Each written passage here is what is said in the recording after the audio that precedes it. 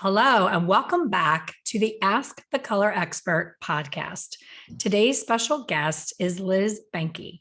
Her salon was called Elizabeth Benke and Associates, or EB Salon for short. She was in business for 23 years. We recently met due to a friend of ours, a mutual friend, connected us. We both picked up and moved to Florida, and we loved having lunch and sharing our very similar stories about how we made the pivot away from salon ownership, which was for sure our identity for a really long time. So I am so thrilled to have her here as my guest to share her story and how much we have in common. So Liz, thank you so much for being here. Am I correct in saying this is your podcast virginity? Am I taking that away? Is this your first time on a podcast? Absolutely. Yes, I am. I'm not very technologically savvy. So yes, this is my first time. Well, you did an amazing job. You got on here right away and you had all the things ready. So I'm excited for this chat because I really, in retrospect, I wish that we had a camera crew with us when we went to lunch because we could not be more similar in every single way. And our mutual friend, Bob, was just like, you guys have to meet. And I 100% agree. And I wish that you were a little bit closer, that we could do it a lot more often, but I do plan on staying in touch with you and getting together much more often and doing some fun collaborations together. So yeah, it was so much fun. We both owned salons. We both know what that feels like to have a lot of responsibility, a lot of stress, plus all the joys and wonderful things and helping people grow their careers. And we're very similar in age. And we both kind of got that peck at the soul of, I don't want to do this anymore, but how do I remove myself from the salon without the salon not being the salon anymore and having it affect our staff? So that's always the really hard part. So I want you to share your story because I know that most of the people listening to my podcast are either slightly behind us in age or right where we are and feeling the same feels of how do I transition out of this easily and not affect everyone else around me. So yeah, I always found the biggest stressor for me in owning a salon was the responsibility that I felt to the people who worked with me and for me. My personal situation was I had trained everyone, or 90% of everyone, right out of school. So, and I watched them grow up. I watched them get married. I watched them have families.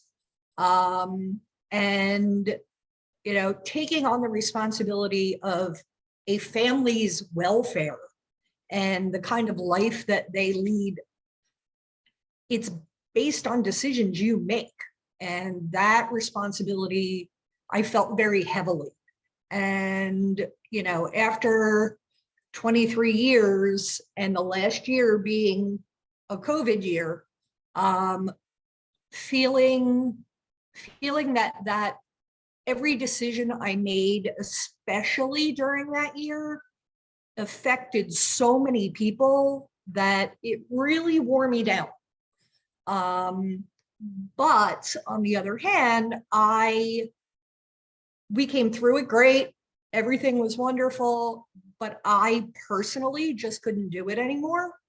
It was starting to affect me, but again, the responsibility to my staff, I needed to make sure that this place would go on and they would not have to start over. They wouldn't have to move. They wouldn't have to find somewhere else if they didn't want to. And I especially felt a responsibility for my fabulous salon coordinator who does not do hair. So I wanted to make sure she was okay too, because if everybody went their separate ways, his stylists, it would be fairly easy for them with the books that they had to go somewhere else and be just fine with barely a break. But a salon coordinator is a very different animal. So we set out to try to find a way to kind of keep things intact for them, so there wouldn't be this huge shift in their careers if they didn't want there to be. and make sure that everybody was okay, even though I needed to go. I So, love the story of how it ended and what you decided to do, because I agree wholeheartedly with every single thing that you said. When I knew that I wanted to step away, the pressure of everyone else's livelihood laying on my shoulder, I was like, oh my gosh, this is way too much. Like the entire staff are super successful, booked solid. Everything was wonderful for everyone but me. You yeah, know, I would walk into my salon and I would think, how dare I be unhappy? Like, people would give their right arm for this salon, like having yeah, wonderful clients and busy all the time and waiting lists. And we were able to charge really good prices. And we were, you know, one of the higher end salons in our area. And I was so blessed. And I felt like a brat. I just did a solo episode this past week, and I talked about when you have that yearning for more, and it's not necessarily more money, it's just more something, you know, that something else is coming and needs to happen. And I think, God, you're ungrateful. Like, why do you want more? You have so much and you've been so successful and so blessed in so many ways. Why are you so antsy? Why are you? But that's just life, right? We always want to get to another step, another level, and enjoy things differently. So, I mean, I can look at it now and say, Liz, you and I, we deserve to be here. We worked our ass off to get here. And it was not an easy path, right? And people yeah, that open salons now have no idea what they're signing up for. And I don't say that to be negative. I say that to be, if we ever knew what we were signing up for, nobody would do it, you know? yeah, And so yep, after 20 plus years, yes, we deserve to go to Florida and look out the window and see palm trees and sunshine, because if not, why do we bother at all?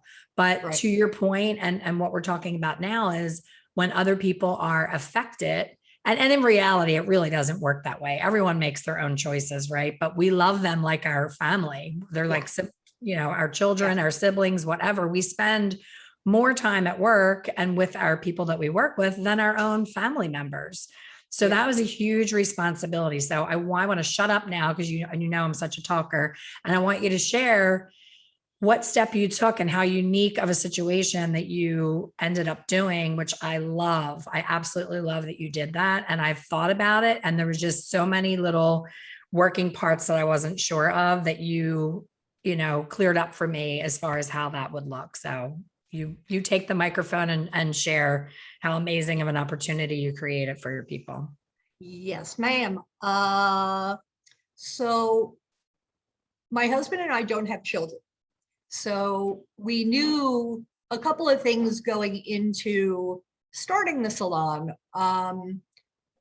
There was never going to be somebody to leave it to. We weren't building it for our children to take over or another family member or and we also knew that at the end of the road, let's face it, a salon doesn't have a whole lot of value on the open market. You want to sell a salon when you're done, all you're really selling is inventory, equipment, and the remainder of a lease. So there's not a whole lot of value to the business that you spent all these years building. So I knew right away, the main thing that I was going to kind of hang my retirement on was I wanted to buy the building where the salon was. And about 5 years into it, we were lucky enough that we had the opportunity to do so. So we owned that space.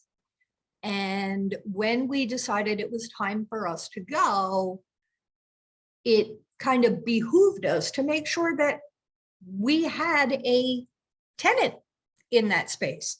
So that's where we came up with the idea that we would actually, instead of selling the business or trying to sell the business, we would actually just give it to them.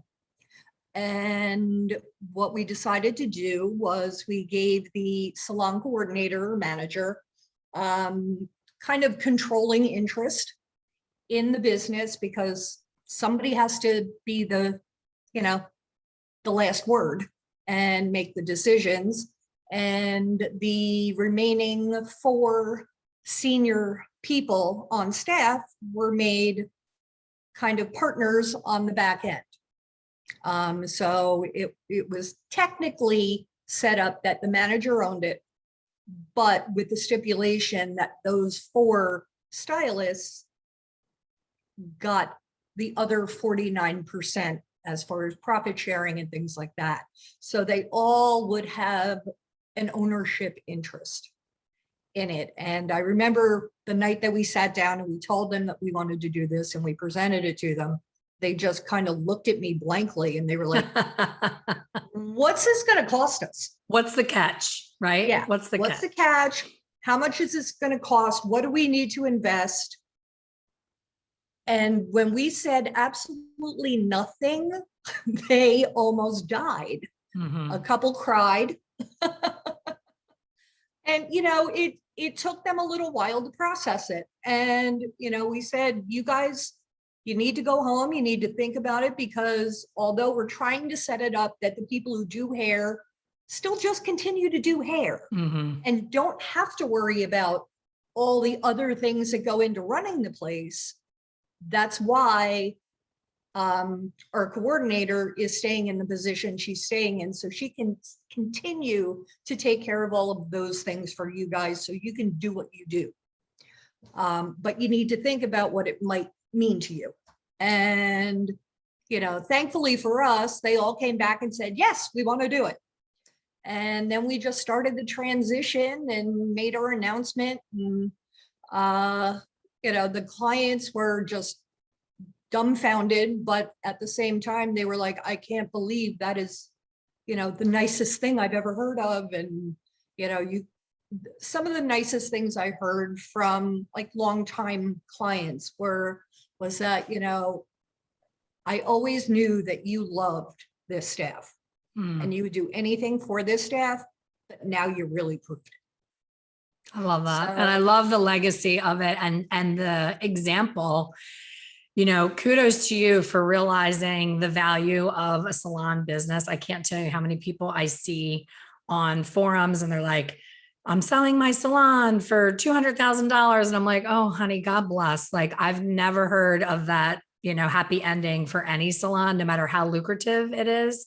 Actually, I'm lying. There's one. I have a friend who sold for much more than that. And God bless her. I don't know how she did it, because you're selling the goodwill of a staff of trusting this new owner. It's almost like, you can't sell people. You can't sell a staff. You only can sell the ability to hopefully continue the business, but you can't promise them that people are going to stay. And people say, oh, contracts, that's all none of that holds up. So I love that. I love that you took care of your staff and that they felt like they could continue your legacy and make you proud. And for you to still have the building, it's like you still feel like you're part of something. You still feel like you're there cheering them on. So I absolutely love that whole model.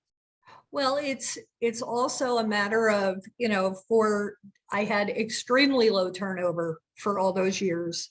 Those girls, in my case, it did happen to be women. We didn't have a whole lot of male stylists come through, but that loyalty that you build over all of those years, I'm sorry, it's a very personality driven business. Mm-hmm. And having a new personality come in just because they paid the money, and for that personality to be able to foster the same kind of loyalty from a staff, and the first change they make, their most booked person is probably going to walk because they don't like it. Mm-hmm. So, I really, really wanted to keep the continuity with that team because they work so well together. They're all very, very close. They all love each other. So I didn't want to leave them homeless. So it just worked out well for everybody. I love that so much because, as you know now, not only did we have the pandemic to deal with, and all of that was unprecedented. I mean, who knew we would ever have those issues? Yeah. And now, Pennsylvania, you and I were always safe because we didn't have booth rental and we didn't have any suites.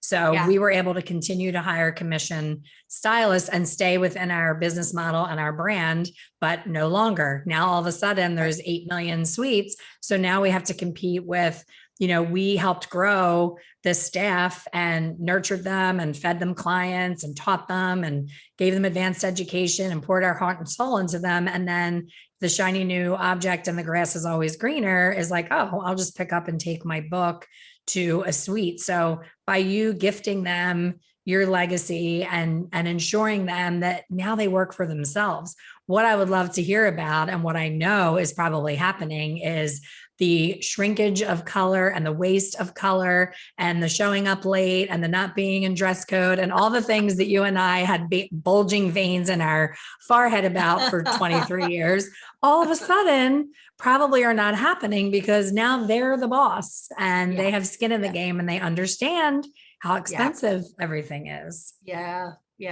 It's, I still speak with the coordinator who is now the owner on a very, very regular basis. And, half the time I get off the phone with her and I just giggle. And I'm like, it's funny how things change when somebody feels a different ownership towards it. And all of a sudden, you saying no to buying this or redecorating or renovating or because it didn't make sense for the business.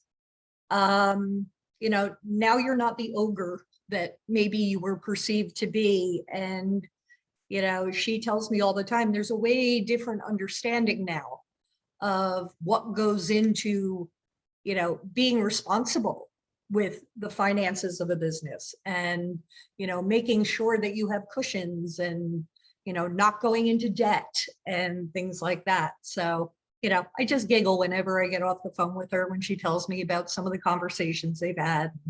But she's thrilled that they understand now because she always did. Right. She saw the back end of things and understood. And She if had she to were play kind of liaison. I was going to say, if she stuck up for you, it's like, oh, she's just a brown noser. She's just trying to be on Liz's good side and stick up for her. But until you're physically in the trenches doing all the things behind the scenes, you just can't possibly understand. My husband tries to make me feel better when we talk about that and business and people that I had to let go that weren't a good fit. And, it's hire slow, fire fast was always my mantra, because if you have the wrong fit on the team, forget it. It's the domino effect. So I got really good at firing, unfortunately. Like I could do it much quicker because I was like, I'm doing both of us a favor. You're just not a good fit. Right. And so I had a lot of the haters club, the Elaine hater club. It was like on the Little Rascals, right? The woman hater club. So I had to get okay with that, as you know, like the longer you're in business, the more that happens. But every single person, with the exception of one that I've ever had to let go, has reached out to me 7+ years later. It's always at least 7, mostly longer. I get a random reach out from the person who says, thank you. I didn't get it at the time, but you really did have my best interest at heart. And you really were an amazing leader. And you saw things that I didn't see. And I was too immature to know it. And, I'm sorry that I was such a basically mean girl after, we parted ways. So I'm starting to, like I said, there's only one, and I've been in business 35 years. There's only one who hasn't come around and said, you're really not all that bad. And I'm okay with that. And my husband will say, you're like not going to have a lot of friends while you're still alive or be invited to a lot of things because you're kind of like have to be the bad guy. But I know you're going to have a really crowded funeral. I'm like, is that supposed to make me feel better? So I'm happy, Liz, that you get to have that affirmation and respect and love and hugs and everything and watching them flourish as a result of you showing them, look, guys, look at how this ended. I trained you in a certain way and I expected, high performance and all the things from you because I know you were capable of it. And it brought you to this moment where it is now your business. So that is just such a beautiful story that I'm so happy that you were able to share here on the podcast, because every owner right now listening is like, I am not giving my business away. I worked for 25 years and I have blisters all over my feet and a bad back, bad knees, and bad everything. And yes, we would love a big, giant check and pot of gold at the end of the rainbow. But the reality of it is exactly what we started this interview with is, what is the value? Your accountant, my accountant, when I went to move to Florida, I said, okay, what's the value of the business? How do I go about selling this? And we came close twice, two different owners. And to your point, they were not a good fit from what they would have turned the business into. And I couldn't do it. I was like, I can't do it. I have to either like sell it to one of the employees or just shut it down completely, because I'm not okay with giving this person to sell it for money, and get the money was great for me, but it wasn't going to be great for them. And I just couldn't do it. My moral compass was spinning in circles. I was like, I can't do it. I completely understand. I know worth more to me than any amount of money. And, especially being retired now, and the economy doing what it's doing, money would be very nice. However, I know in the long run that worth way more worth in knowing that what I worked for all those years is going to continue than seeing somebody hand me a check and knowing that it's going to go down the toilet would kill me. It would kill me, because it was my identity for so long. I love that you pointed that out, because it's so true. That is your baby. You didn't have real live children, but that was your baby. And my salon was my baby before I got married, before I had kids. And my kids will say to me, Mom, your first baby is really like, you put that one first. And I did a lot. I love my kids, but if it was, oh my gosh, I have to go back with my son, I had 10 days maternity leave because I had somebody poach my staff and I had to walk out, and I was like, it's just me. Like, if I don't get my butt back in there, I'm going to have nothing to go back to. So when I look back on that, I'm still bitter that I did put that business first. I would have been okay. I could have started over again. I could have done a million different things, but I was in such a panic of that being my identity of, oh my gosh, I have to save this baby. I have to go in and rescue her. And, looking back, I'm like, God, you don't get that time back with your kids. I'll never get that first, 6-8 weeks of holding that baby and being there for him. And, it's decisions that you make on the fly. You're always in a panic of, oh my gosh, everything's going to go away. And I don't know. Well, he probably doesn't even remember. He was just a baby. Yeah, he doesn't remember, but it was always the elephant in the room. It was always the, he has an earache and I have a full book. I can't stay home with him. I have to get my mom to stay with him so that I can go in and work, because you have to pay the bills. So there were so many of those decisions. And that's why when you're ready to walk away, you're like, oh my gosh, this has been my living, breathing identity every minute of every day for 35 years. How can I possibly detach from that? And now I'm so detached. I can't imagine ever going back. And the lesson, I hate to always be the Debbie Downer in these interviews, but to me, and I don't know if you experienced this, I hope you didn't, but I did. To me, the biggest lesson was when I'm coaching someone now as an educator and a coach, and someone says, oh, I can't do that because my clients love me and they depend on me and I have to do this and I have to do that. And I'm like, oh, honey, wait until you retire and you see how little you matter. I walked away in 2019. Some of the women whose hair I did, no one else has ever done their hair. I did their hair from the time they were going to prom until they had grandkids. Like, I did their hair for 35 years. I announced that I'm leaving. The initial reaction is, what about my hair? Who's going to do it? It was all about them. What about my hair? Who's going to do it? And when I assured them that, Jess was going to take care of them, she has your formula, it's going to be fine. I made sure that Jess had a round of seeing every single client with me standing right by her, did everything possible to prepare them. I moved here in 2019. In maybe 6 months in, I was like, wow, I haven't heard from a single person, not staff, not clients, not anyone. So I'm like, maybe I should reach out to them. Maybe they feel like they're bothering me, because it's that personal boundary. So I would reach out to my faves who I loved when they came in. I loved when I saw them on my book. And I reach out and like, hey, it's Elaine, just checking in, just saying hello. Hope everything's great with your hair. Florida's great. I haven't talked to you. Just want to make sure everything's good. No response. Not a text back, not a call back, not an email, not a Facebook message. That was one person. So I'm like, oh, maybe she didn't get the message. Maybe she changed her number. You'd go through all these things in your head. Mhm. Second person. Hey, just checking in. I miss you. Hope all's good with your color. I took your virginity. I was so blessed to have your color virginity. And I know we had such a special relationship. I hope everything's like, no response.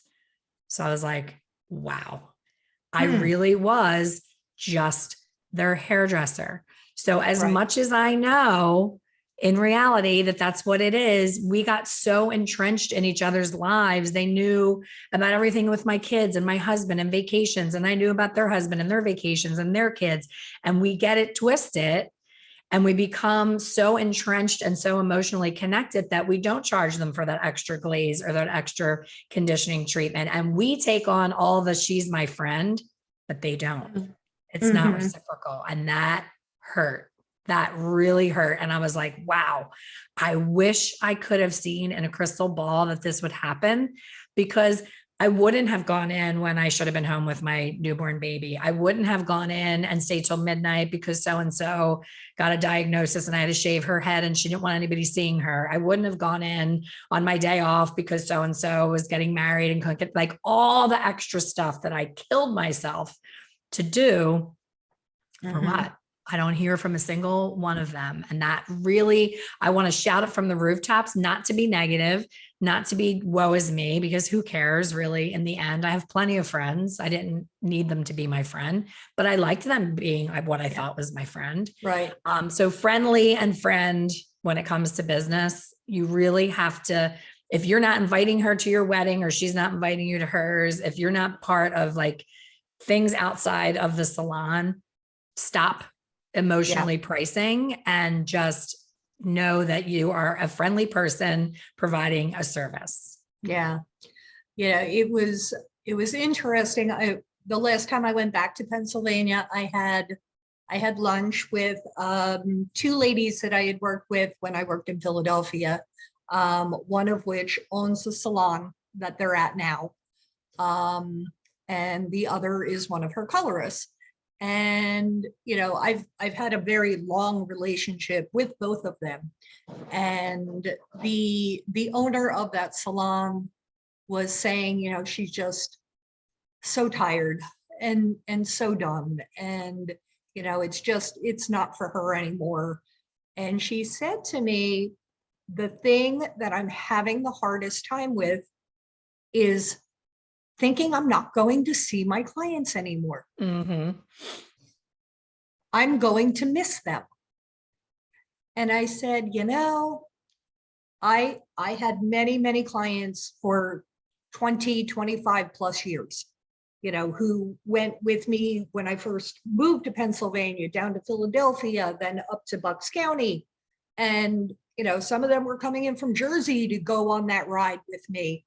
And I love them all dearly, but I also, with the majority of them, had that relationship where, when we were together, we really enjoyed each other. But that's what it was. There were a few that, kind of crossed over for me. And thankfully, I have not had the experience that you did. I still have them commenting on my Facebook, sending me messages. I got a lovely Christmas card where she, called the salon and asked for my address down here so she could send me a card. And, so it's, and I said to this woman, we'll call her Susie. I said to Susie, it's funny because you're not going to miss them the way you think you're going to. Yes. And don't continue in something that's making you unhappy because you think you might miss that. They're going to be fine.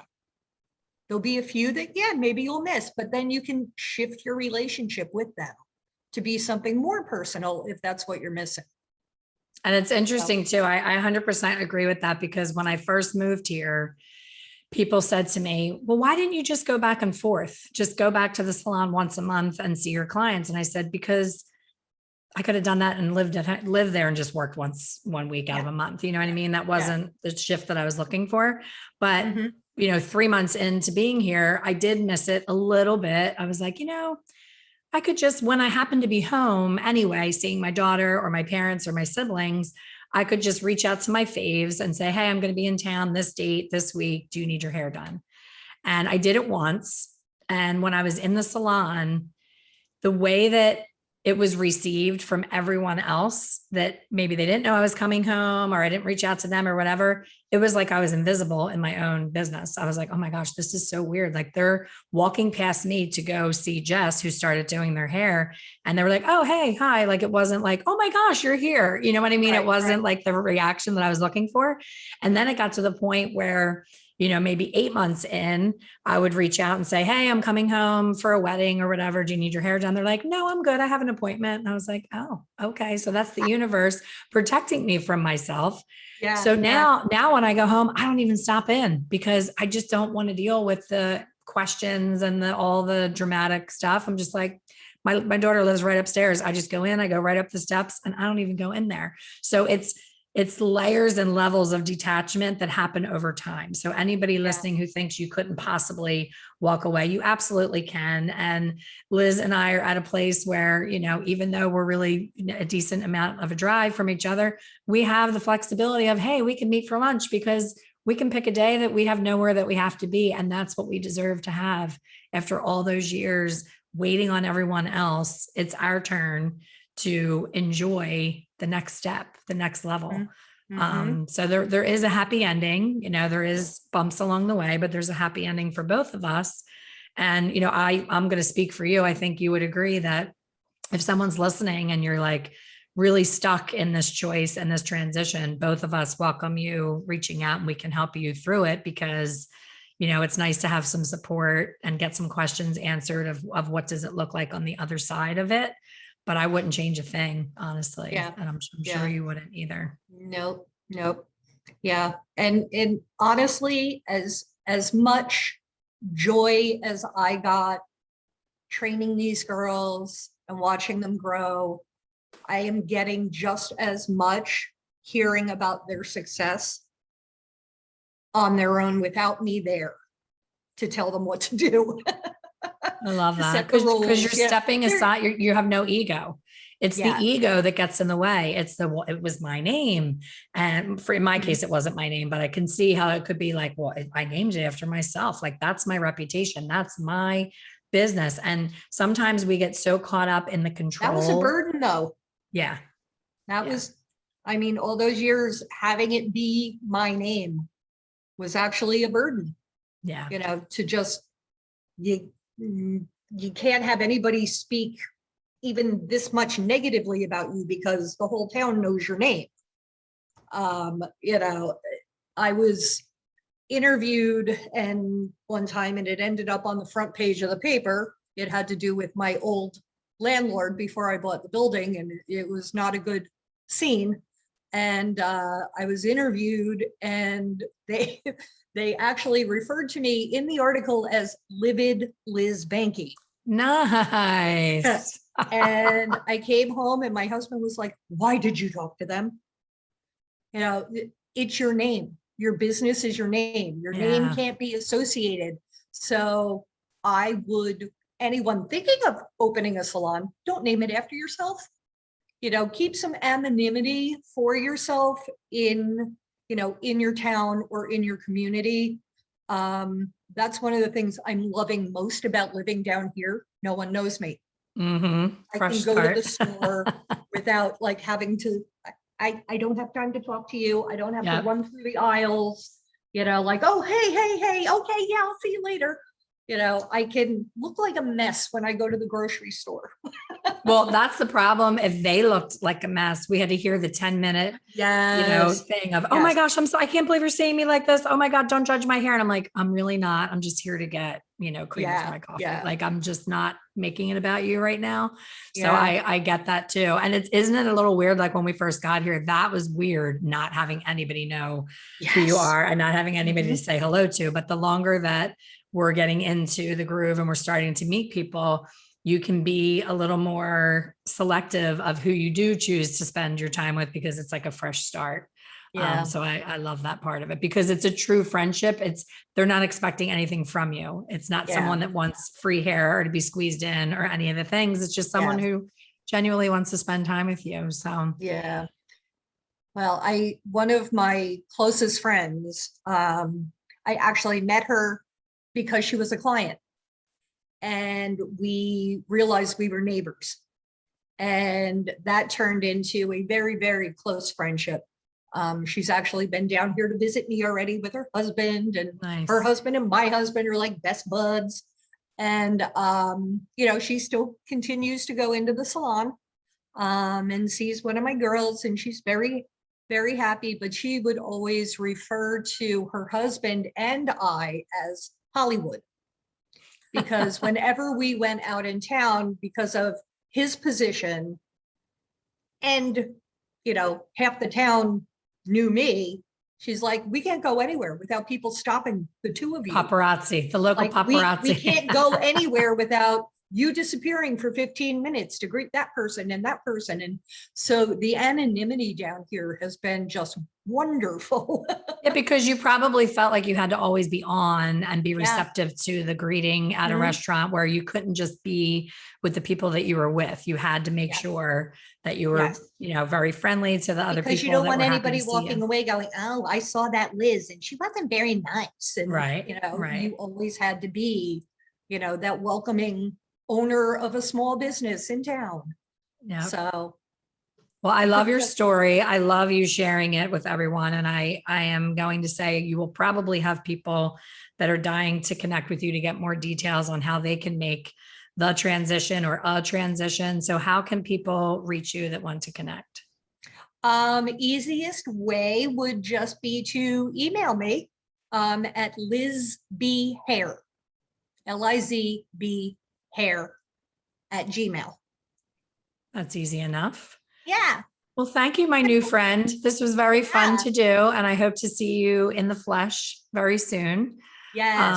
And thank you everyone for listening to our transition and our words of wisdom on getting to the next level and pivoting to your next step. So thanks for listening, and we will see you on the next one. Thank you, everybody.